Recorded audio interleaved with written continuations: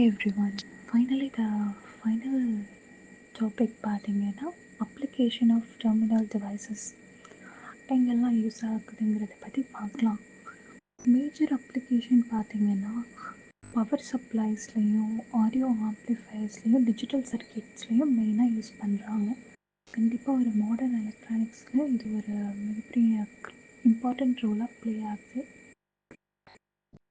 ஷார்ட்டாக சொல்லணுன்னா டெர்மினல் டிவைசஸில் வந்து சிக்னலை கண்ட்ரோல் பண்ணுங்கிறத ரெக்யர்மெண்ட்டே கிடையாது. ஆனால் அது பேசிவாக வந்து வோல்டேஜ் கரண்ட்க்கு வந்து ரெஸ்பாண்ட் பண்ணும். டெர்மினலில் பார்த்தீங்கன்னா அதில் சிக்னல் கண்ட்ரோல் பண்ணுறது வந்து ரொம்ப ரெக்யர்மெண்ட் இருக்கும். அதில் ஆம்ப்ளிஃபிகேஷன் ப்ராசஸும் இருக்கும்.